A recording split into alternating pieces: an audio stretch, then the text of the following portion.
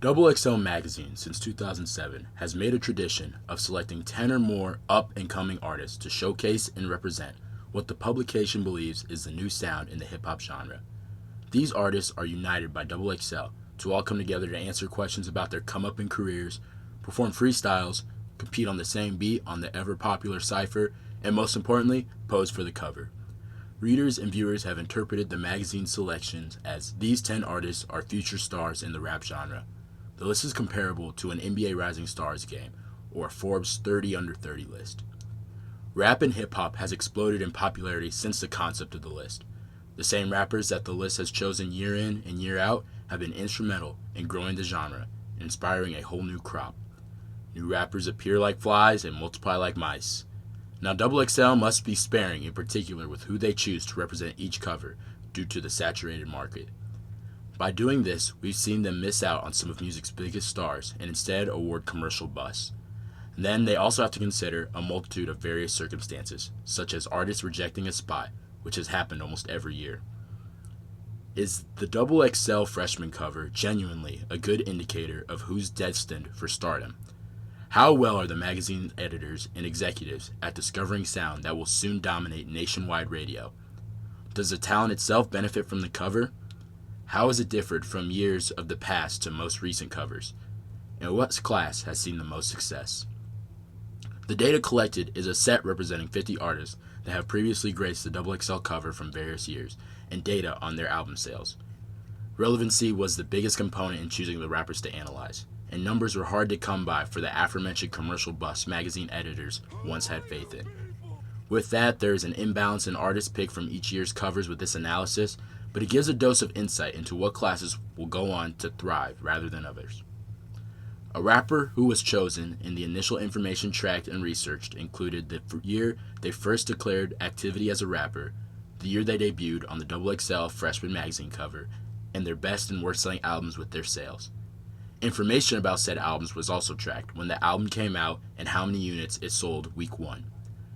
From there, some calculations were made to discover time passed between certain events, such as how long it took rappers to debut on the XXL cover from their debut as an artist, how long it took the artist to have their best and worst selling album, and then the length of time.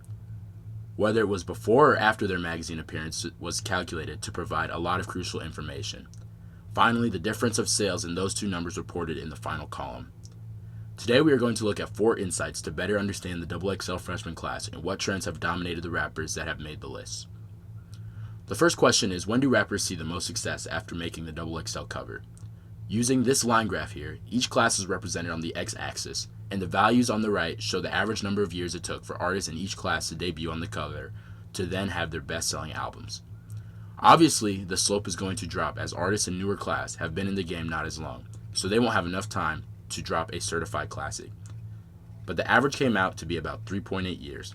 The longest out of all artists tracked was the 2011 class with about 5.8 years, headlined by acts such as Meek Mill, Mac Miller, and Kendrick Lamar. But later on, we will see that this is not necessarily a negative thing. But for now, let's look at some older freshmen. These are the rappers that took over 7 years from when they debuted to make the cover and how their careers have fared having such a late start. The rappers that had been making music way before they made the XXL cover include Ty Dolla $ign of the 2014 class and French Montana of the 2012 class, topping the list at 10 years each.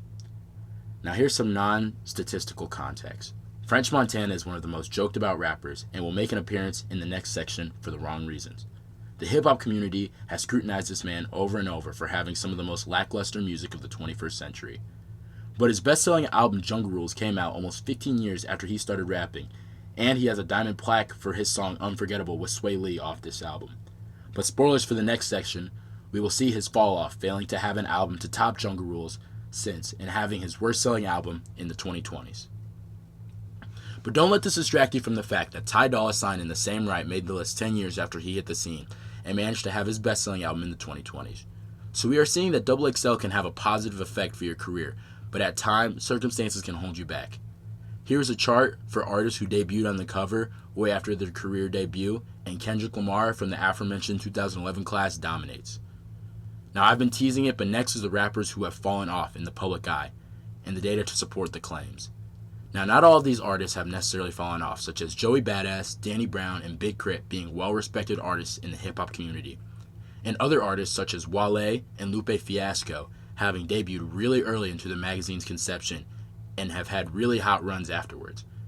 They just make the charts statistically because their best-selling numbers drastically outdo their worst-selling numbers, and those worst-selling numbers came later in their career.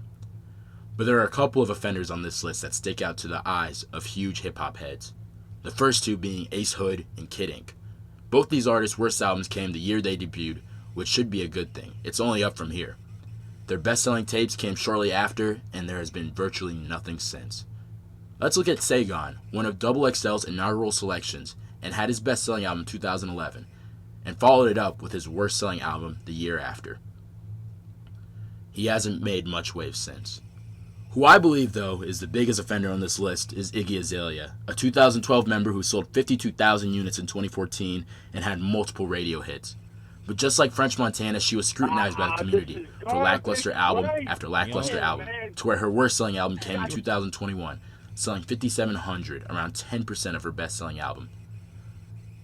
So the last insight to look at is what class's top 3 artists sold the most records based off of their best-selling album. As I mentioned before, a couple classes who didn't have enough artists to track were left off, and the newer classes will not do just as well. But we will look at the top 3, starting with the class of 2010, whose best-selling artists were Big Sean, J. Cole, and Wiz Khalifa. The 2013 class came in second with Schoolboy Q, Logic, and Travis Scott, who had the monstrous 2018 album Astroworld. But who takes the cake is the class that we mentioned earlier, who took the longest to perfect their craft, the 2011 class featuring Mac Miller, Meek Mill, and once again, Kendrick Lamar. This chart is good to also potentially predict the 2020 class to have great success, as a young crop of stars of Lil TJ, Polo G, and Rod Wave beat out the 2014 class consisting of Ty Dolla $ign, Lil Durk, and Kevin Gates. These are great rappers, but they have not done as well commercially as past classes. This data set helped us see that with time can come greatness, but certain situations can cause an artist's sales to tank. And the way to go is to consistently drop new albums for your fans to support.